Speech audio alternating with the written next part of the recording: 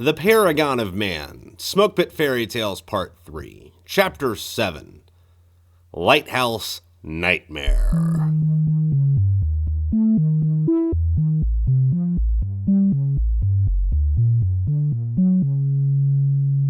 We spent the winter in Shetland with Aya and her daughters. It was mostly quiet. We helped around the house and with the chores outside. When spring came around, the sea was still too rough to navigate. Aya took us to a town down the hill called Lerwick and introduced us to the fishermen at the docks who taught us how to sail in exchange for help catching sea creatures to eat. Sometime around Easter, Fowler and Correa convinced some of the sailors to help give our motorboat sails. There wasn't any way we would have been able to hold enough fuel to cross the Atlantic, even if we could find it. By June, we were ready to set sail. The night before we left, the 10 of us Marines, Aya's family, and a handful of villagers held a party at one of the pubs. It was an old brick building on the corner. The bar was built from dark wood with green cushioned stools. I sat in a corner with Amelia and a glass of ale. She forced herself to smile. I'm going to miss you, Hank. I grinned a little, but didn't say anything back. This is where you tell me to quit being so crazy. Now, why would I do that? If you tell crazy to quit being crazy, crazy becomes psycho. You're only saying that so you don't have to say it back. I took a sip of my drink without breaking eye contact with Amelia. Listen, I am gonna miss you too, but I have a wife, I hope, still, and I don't want to leave you longing for anything or wondering what would have happened if I stayed. That's why I've never touched you. Sure, yeah, I wanted to sometimes, but I don't know if I'd be able to live with myself if I ever did anything physical with you and got home and Penelope was still there waiting for me. What if you get home and there's nothing there? I shrugged and tried to chase that thought out of my head. I haven't planned for that, but if it happened, I'd probably just wander until I found somewhere I wanted to stay. Amelia cracked a crooked smile, but her eyes were still sad. No chance you'd try making it all the way back here? If I did, it wouldn't be for years, and you'd be married and have children by then. We had some good times though here. Most of it was making breakfast, then me bouncing and coming back at night stinking like fish, then talking over dinner and beer until late in the night. Yes, but I've really gotten to know you. Yeah, very, very true. We sat silently for a few minutes while the party continued around us. Doc was in the corner making out with Sharon. Correa sat and joked with some of the fishermen. Fowler and Hill were doing shots at the bar. I have something for you. I looked back at her, half bewildered. All right. She slid a small black cloth across the table. I pulled it towards me and felt the contents inside. I unwrapped the fabric to find a stubby wooden tobacco pipe. I stared at it for a moment, trying to think of something to say. I know how much you like to smoke, and there are hardly any cigarettes anywhere anymore. I don't know what to say, Amelia. You don't have to say anything. I just want you to know that I cared about you and enjoyed my time with you. She produced a leather wallet and handed it to me. It wasn't easy finding this either. I opened the wallet to find it packed with tobacco. My heart dropped half a foot. I was at a complete loss for words, but I maintained my composure and simply asked, You want to go outside? Amelia nodded her head, stood up from the booth, and led me out the door. It wasn't what I would call warm out, but it wasn't as cold as the winter had been. I shoved a pinch from the wallet into the pipe, put the stem in my mouth, and flicked fire from my lighter. Oh, this is great, Amelia. Thank you. Wordlessly, she wrapped her arms around my body and buried her face into my chest. I cared about her a lot more than I should have, but I knew things could never be between us. I wrapped the hand that wasn't holding the pipe around her waist, pulled her in close, and put my lips on the top of her forehead. Her shoulders hiked up a few inches as she started to pout. Hey, none of that. None of that. I can't help it. I rubbed her back and moved my head over her shoulder to take in another drag from the pipe. Her hair rubbed on the side of my face. It was wavy, soft, and felt nothing like what that should have felt like. I tried to pull my head back, but her locks, which were tangled in my beard, pulled away with my face. I am going to miss you. Me too, Amelia. Me too. I pulled my rank insignia out of my pocket and closed her fingers around the chevrons. Here, keep these. What are these? My rank. You won't need these anymore. No, but I've never given you anything. I barely have anything to give. Not so much as a picture. I guess this is better than nothing. She squeezed me tight and rested her face in my shirt while I finished smoking. The next morning, the Marines loaded up on our ship and waved goodbye to the people of Shetland. Aya, Sharon, and Amelia stood at the front of the crowd. We were sent off with the wind at our back, deep into the ocean until it was thick and blue with no land behind us. The sea was cold, and the sun still had not shown its face to us. We didn't have much to talk about on the voyage across the Atlantic. We survived mostly on fish we caught. The Shetlanders were kind enough to give us a few nuts. We spent most days sitting around as the wind pushed us across the sea. We saw no other vessels or signs of them. I seldom smoked my pipe, usually after dinner before I went to bed or when I was on night watch and everyone else was passed out. I daydreamed most of the day, so I didn't have much to think about when I tried to sleep. We'd been at sea for 3 weeks. The wind was brisk, but I was comfortably bundled with a red flannel under my uniform. I was puffing my pipe on the stern of the ship, curled up in a corner, minding my business when Correa yelled from the bow, "I think I see land!" Everyone jumped up and ran to the front. Fowler pulled out his binoculars and peered west. "Yep, that's something, but I can't be too sure. The damn fog is too damn thick." You think that's Canada? Hill asked. If it was Greenland, we'd have gotten there by now. How do you even see that through the fog like that, Correa? Correa shrugged and returned to the helm. Fowler scratched his face through his beard. "Just get us close. We should wait for morning before going ashore." When we weighed anchor, the land was just a shadow, too dark for anything besides a silhouette. It looked like there were cliffs, maybe trees or small buildings, but no lights whatsoever. I contemplated where we were, but really had no idea. I dreamed of us maybe being near Maine and being able to find a way to drive to California and get off that damn boat. I woke in the morning to Doc shaking my leg. "Hey, get up, man," he said as he packed up his blankets. I sneezed out a thick blotch of snot and blew my nose over the side. When I looked up, I examined the land. There were cliffs, but they weren't unmanageable. At their base, the beach gently sloped up. The waves crashed into the rocks below. On top of the hill was an angular white lighthouse. I guess no one's home. "Why would they have the light on if they were?" Maybe they wouldn't have the main light on, but if someone was around, I'd think they'd have a fire or candles or something. "I guess we'll see when we get up there." Fowler, Hill, Doc, and I loaded into our raft and paddled to the shore. Got to love climbing cliffs, Hill said as we got closer to the beach. "They're not that bad. We'll be in the lighthouse in less than half an hour." We pulled the boat ashore and climbed up the rocks. At the peak sat a square white building with a red and white striped dome. A lighthouse that was a few stories tall and 4 or 5 other smaller buildings towards the bottom of the hill. We jumped over a small wooden fence and approached the building. Despite there only being thin sunlight coming through the clouds, the grass was still green by the red rocks. Hill opened the lighthouse's door without a problem. The bottom floor was neglected.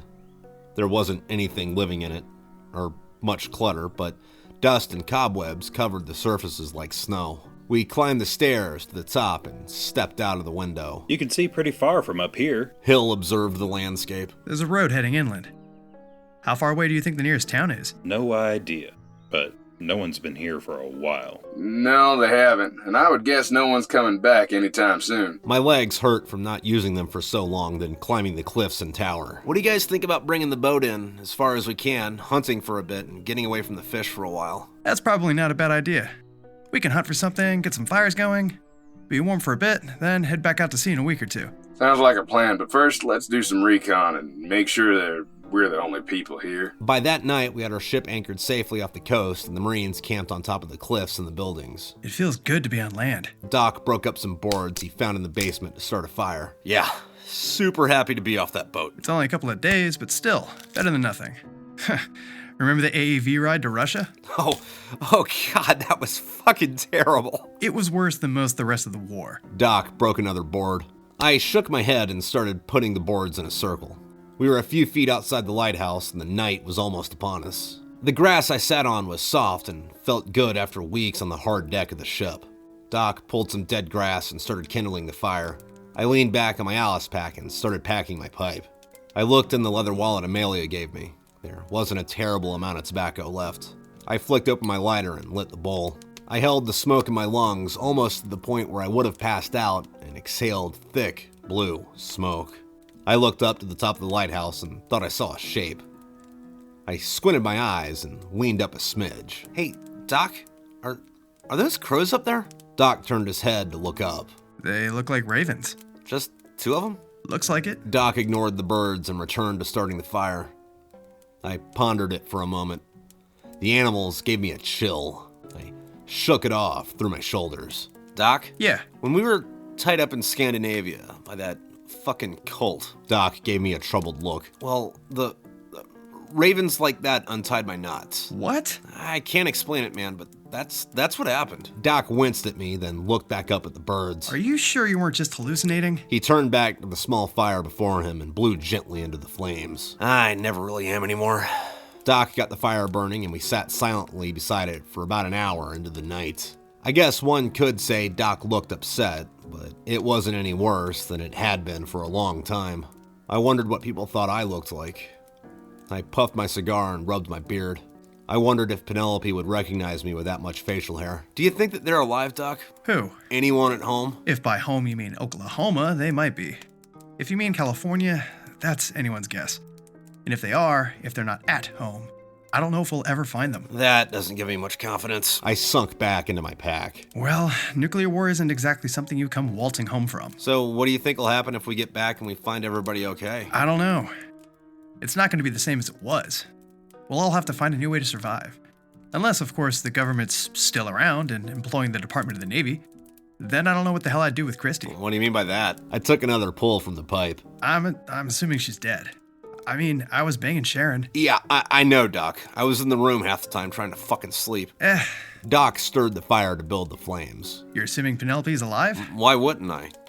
Besides you, she's all I got. And I'd feel like shit if I was boning someone else and then got home and found Penelope alive. I kicked my feet out so my legs were stretched straight. Worst case scenario is she's gone and I gotta find somebody else. Doc stopped messing with the fire and looked into my eyes. What if we've stopped aging? What then? What if Christy and Penelope are alive and we get home and they get old, wither and die, and you and I just keep trucking along? No, that's the exact opposite of what I thought I was gonna have to go through. Yeah. I forgot that Virescents live for fucking ever.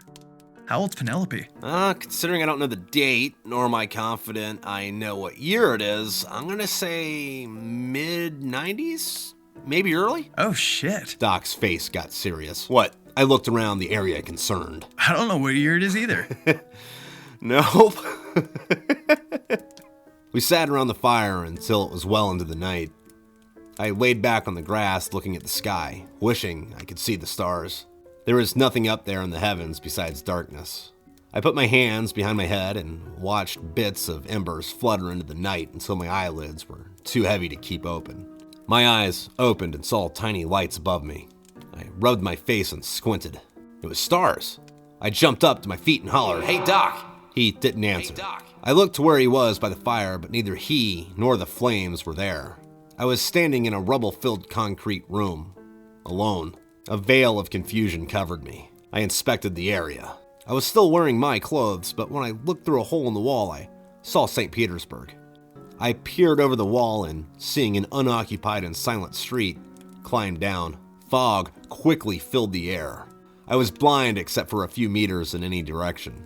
I made my way down the road, searching in all directions. Through the mist, I saw an orange glow. I got to a clearing in the building.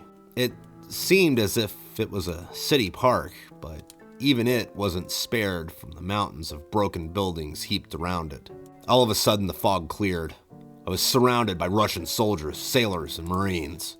They were deathly still, standing like totems, staring at me. They were all covered head to toe with blood.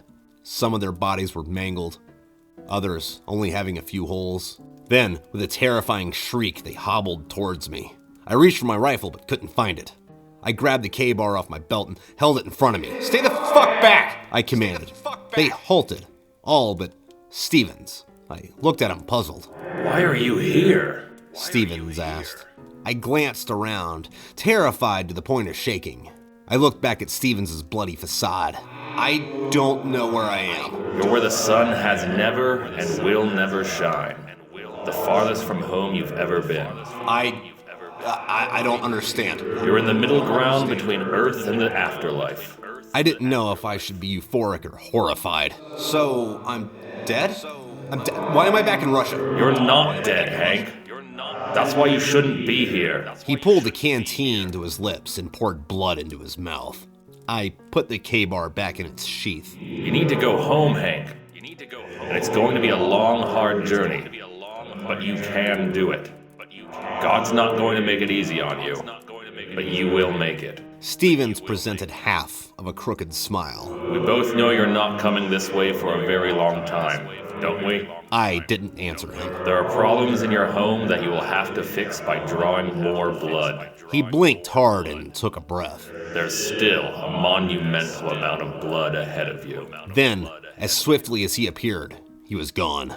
Fonzie and McMillan emerged from the crowd, both looking as they did when they were killed. You stubborn son of a bitch. How the hell did you get down here? You're a fucking genius, you know that? I stared at Fonzie with as much confusion as I did Stevens. I have no fucking clue, man. I haven't made it home yet, and I don't even know where here is. This place is stagnant. Fonzie glanced around at the other spirits. I'd rather be selling oranges out the back of a truck than be the king of this abyss. No one here is strong or vibrant. I'm surrounded by the dead. I'd do anything to feel alive, even if just for a few minutes. This happened to the Marines who made it into Ilion. I looked around. The war's over, but no one made it home. They nuked everything. We're traveling back to California on a small boat after driving across North Europe. There's only 12 people left in the regiment. The Fonz didn't say a word. Him and McMillan drifted back into the crowd. The stars moved in the sky, demanding my attention. Hank! I saw Orion chasing after animals in a field. I was even more confused than I was before. A voice called to me. I swirled around. The dead had vanished. Ah! I screamed myself awake. I was back by the fire next to Doc. Hank! Who are you talking to? I wiped the sweat from my face. I just had this really fucked up dream. What about? I was back in Russia. I didn't care to elaborate beyond that. Okay. I noticed a spit over the fire with large chunks of meat. Where'd that come from? Fowler brought it back from the woods. It should be ready by breakfast. Where's he at? Sleeping inside one of the buildings. Did he find beds? Hell if I know. I rubbed my neck.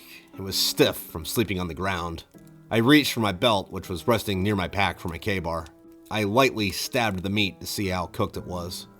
Naturally, there wasn't any seasoning, but it smelled good. This looks like it should be done in a bit. Too bad we don't have any bacon anywhere. God, that'd be nice. I put the knife back and watched the flames until what I'll call was dawn. The sun was in the sky, but we couldn't see it through the clouds. Morning, gents. Fowler greeted us from behind. Hey, man. I looked over my shoulder as he walked by and kneeled next to the fire. What's this? I pointed towards the spit. Fowler probed the meat. Venison. I shot it about a mile up the woods. Find anything that might tell us where we are? Not in the woods, but there's all kinds of paperwork inside. We're in Canada. Postcards in the desks? Flags, calendars, brochures. Fowler took the spit from over the fire and started carving the meat. Where's everyone else at? No, probably still asleep, I said as Fowler handed me a thick chunk of meat. I chewed slowly and looked at the forest. I was sick of staring at the ocean and wanted to keep something else in my mind as long as I could. The rest of the Marines awoke from their slumber and Fowler cut them food. Afterwards, we raided the building for anything we could use when we got back to the ship. Hey, Doc. Yo. I pulled a set of shears from one of the desk drawers. Your beard getting too scraggly? Doc scratched his jaw through the thick black hair growing on his face. Nah, I kinda like it. I think I'm gonna trim mine. Remember when you used to hate shaving? Well, I'm not gonna have to shave it all off. Just cut it short so it quits getting caught in shit. Cotton what? It's only like 4 inches long. I think I'll keep the mustache long. You don't have trouble with food getting caught in that when you're trying to eat? Well, I'm normally eating scorched fish with my bare hands like a fucking animal. I'm not really worried about hygiene. Okay, dude. We spent the next few days relaxing under the lighthouse. We exercised, hunted game in the forest, bathed, and didn't worry about the sea or keeping a ship afloat. When the time had come, we loaded back on our boat and sailed south into the ocean. We skirted the coast best we could, keeping an eye out for any landmarks that might tell us where we were. I sat on the railing of the boat 4 days after we set back to sea, staring at the coastline. The trees behind the beach sharply dropped off, and in their stead grew giant heaps of rubble. Hey, I called to whoever was listening. What's up, man? I pointed to the wreckage. Where do you think we are? No idea. New York. Correa's voice was low. What makes you think that? Because I'm from there. An awkward sense of dread fell over me. I looked back to Correa. Oh, sorry, dude. His eyes were red and he didn't blink as he stared into the ashes of his native city. He said nothing. I turned my face back to the land. When Correa walked to the other side of the ship and sat down, I leaned over to Doc. Do you think the Statue of Liberty's still there? Probably not. I don't know. Do you think if it is, some archaeologists will find it in a couple thousand years? If it's still there, then maybe, but it's probably not. Why is it that they destroyed that statue in like every monster movie ever made? Because it's cliche. Can you even see that island from this far out? I mean, before all this shit happened? I don't know. I'd ask Correa, but he looks pretty broken up about it. We kept skirting the coast. I had first watch that night, so I got a good amount of sleep. I was in a parking garage outside of an old barracks in 29 Palms. I was wounded and bleeding from the chest. With every beat of my heart, more blood spat out of my chest. I stumbled up the ramp looking for... What was I looking for? I looked around. There was nothing on that floor but a white sedan. I stumbled up to it, hoping to find something that could help me. Looking in the windows, I saw nothing. I leaned against the car and slid to the ground. I was about to drown in a pool of my own blood. I decided if I was gonna bleed out, I at least wanted to be face up. I turned around and a woman was standing over me. She wore a blue and white skirt that almost looked like a mermaid's fin. Her beauty was radiated passion. Her hair looked like autumn leaves, and her eyes were amber stones held under seawater. Her skin was olive and looked as if it had been baked in the desert under the sun. Her lips looked as if they were given to her by forest spirits. She had passion and anger in her eyes, and they burned like a kiln radiating from her soul. She said to me, "Come with me, Hank. Leave your ship and listen to my voice.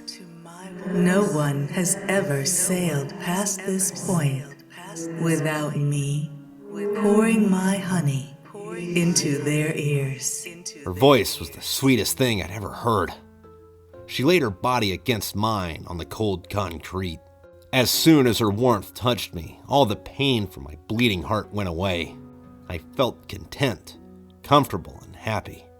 I started to doze off. As soon as my eyes closed, I heard her growl. I opened my eyes to see her horribly disfigured mouth open, way past the point where her jaws should have led her. Her teeth were replaced by rows of sharp daggers.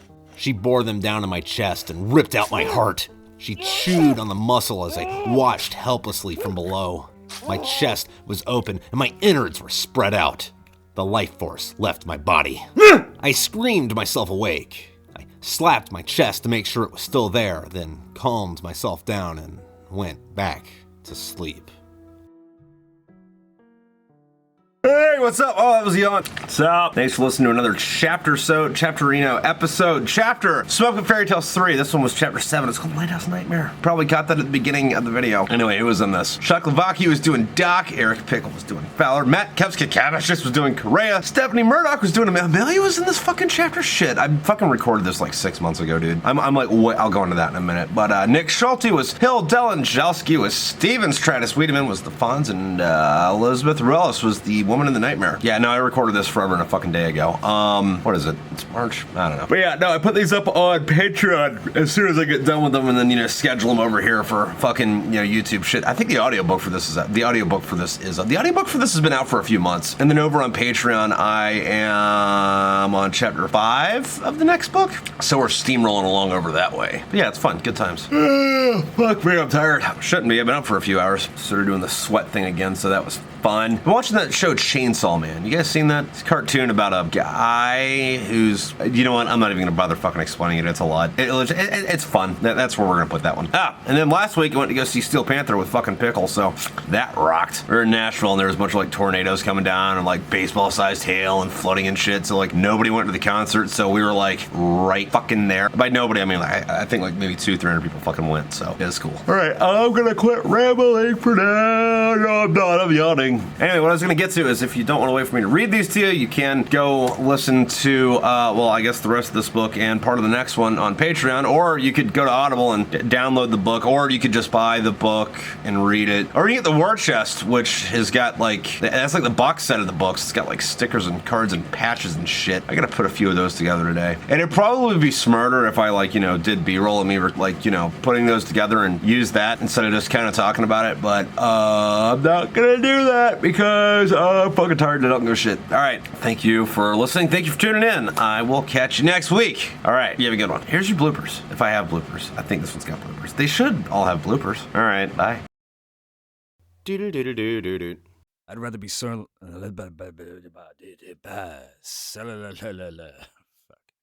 Get on the couch, dog.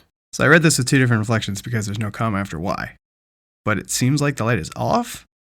So, why do you think no one's home? Do you think the light would be on if they were home? Or is it, why would they have the light on if they were home? I don't know. So, I'm rolling with the first one, but yeah, you pick.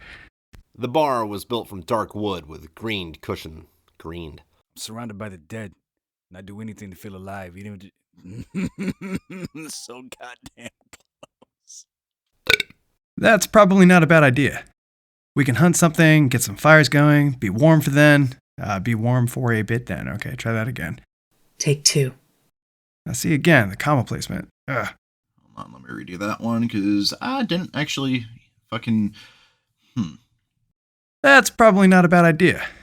We can hunt for something, get some fires going, be warm for a bit, then head back to sea. Head back out to sea. Then, New York! I'm just gonna read it. Come on, bitch.